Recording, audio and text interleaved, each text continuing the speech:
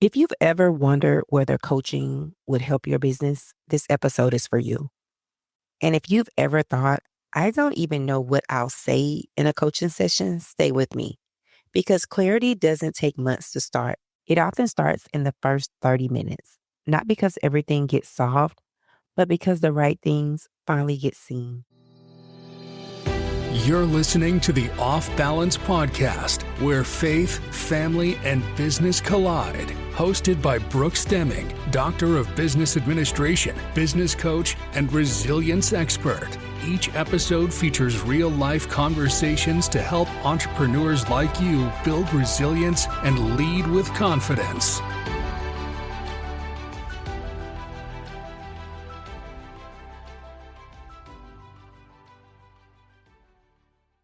Welcome back to Off Balance. I'm your host, Dr. Brooks. This podcast is for entrepreneurs and professionals who want clarity, structure, and sustainable growth, not just more effort. Over the last several episodes, we've talked about why businesses feel heavy, why being busy doesn't always mean profitability, how operational gaps create hidden risk, and how founders unintentionally become the bottlenecks. But today, I want to take you inside the room. No theory, no surface level advice, but I want to show you what happens when someone sits down with me for the first time. Because most people think they need a plan, but what they really need is clarity. Most people walk into sessions thinking, I need a better strategy, I need more discipline, I need to be more consistent. But that's rarely the issue. What they need is orientation. They have been inside their business for so long that everything feels normal. Even dysfunction starts to feel normal. Even confusion starts to feel normal. And when everything feels normal, nothing gets questioned. So the first 30 minutes aren't about fixing, they are about seeing clearly. Let me say it this way. Clarity is not about adding more, it's about removing distortion. And distortion shows up as assumptions, emotional decisions, unclear roles, undocumented expectations, reactive leadership. So instead of asking, what should you do next? I'm asking, what is happening right now? Because if we don't get that right, everything built on top of it is unstable. And here's what's interesting. Clients think that they're explaining their situation, but what they're doing is revealing patterns. And those patterns tell me everything I need to know. So, what do I listen for first? In the first 30 minutes, I'm not listening for details, I'm listening for patterns because details can distract, but patterns, they tell the truth.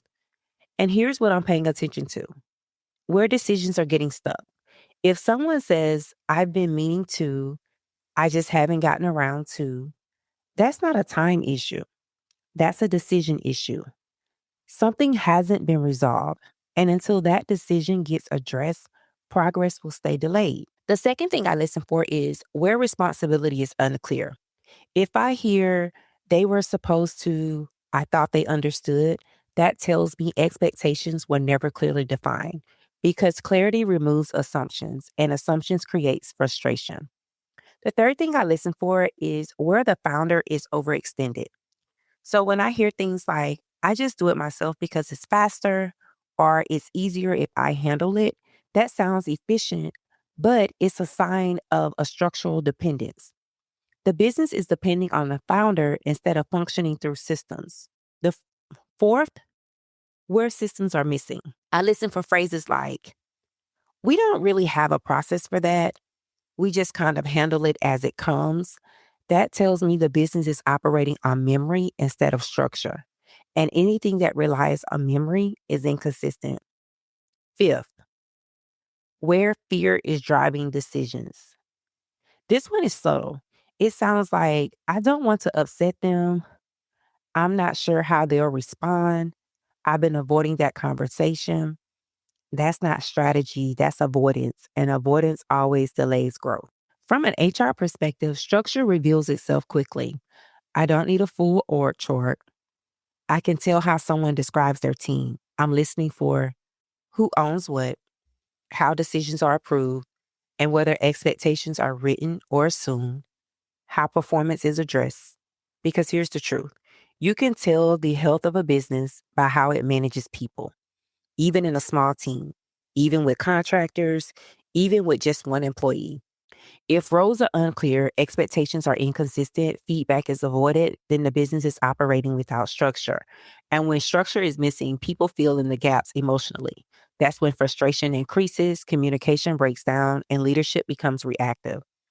This is why I always say effort cannot fix what structure is supposed to handle. Now, from a coaching standpoint, I'm listening to language because language reflects belief and belief drives behavior. When someone says, I have to do everything, what I hear is there are no boundaries or delegation systems. When they say they should already know, what I hear is expectations was never clearly communicated. When they say, I don't have time to think, what I hear is there's no space for leadership, only reaction. Language exposes leadership habits, decision making patterns, and internal pressure. And here's what most people don't realize they think they're describing a situation, but they're revealing their leadership structure. In education, learning begins when something is named. Before something is named, it feels overwhelming. And after it's named, it becomes specific. And once it's specific, it becomes manageable. So in the first 30 minutes, we're doing something simple but powerful. We're naming the problem, the gap, the breakdown. Because vague problems feel big. Clear problems, they feel solvable. Let me give you a quick example of how this plays out. A client may say, I feel overwhelmed and behind. That's the surface. But within a few minutes, it becomes no defined priorities, unclear delegation, reactive scheduling, no documented processes. So what felt like overwhelmed is a lack of structure. And once we name that, everything shifts because now we're not managing feelings, we're addressing systems. By the end of the first 30 minutes, three things usually become clear. One, what's broken, not what feels broken, what is broken. Two, what's being ignored, the conversations avoided, the systems delayed, the decisions postponed. And three, what needs to happen next. Not a full plan, but the next right step. And that's enough. Because direction creates momentum and momentum creates progress. So here's the reframe. You don't need to come into a session prepared. You don't need perfect language. You don't need to have it all figured out. You just need to be willing to look honestly because clarity is not judgment, it's relief. It's the moment you realize, oh, this is what's actually happening. And once you see it, you can finally lead it. So if you're listening and you're thinking, that sounds like my business, that's exactly what we do in the Business and HR Clarity Audit. This is not therapy. This is not motivation. This is structured clarity. We walk through your operations, your leadership patterns, your HR structure, and your decision-making gaps. So you leave with clear direction, identified risks, and actionable next steps. If your business feels heavy and you don't know why, this is the place to start. The link to book your audit is in the description of this episode. Now, I know for some of you, even hearing that, there's hesitation, not because you don't need support, but because of what you've experienced or what you've been told. Some entrepreneurs hesitate because they've invested before and didn't see results. Others feel like they should be able to figure it out on their own.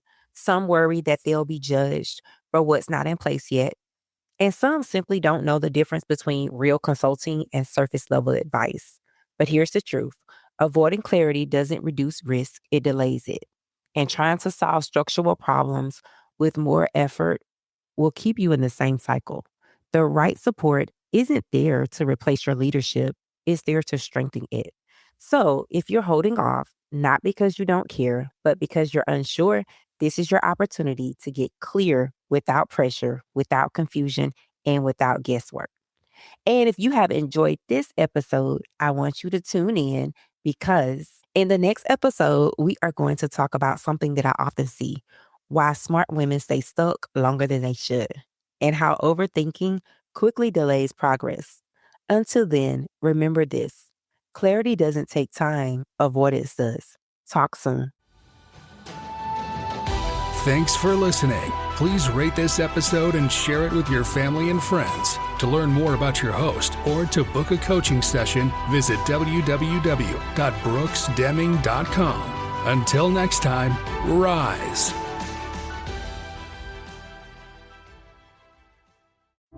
Hi, I'm Tiffany of Tiffany Brown Designs. With over 20 years of creative experience across industries, I create and elevate brands one design at a time through intentional graphic and brand design, polished film and video editing, and creative artistry. Even the music you're hearing right now, that was produced by me. I also create custom tracks for websites, intros and outros, and content. So what are you waiting for? Visit TiffanyCBrownGD.com and let's bring your vision to life.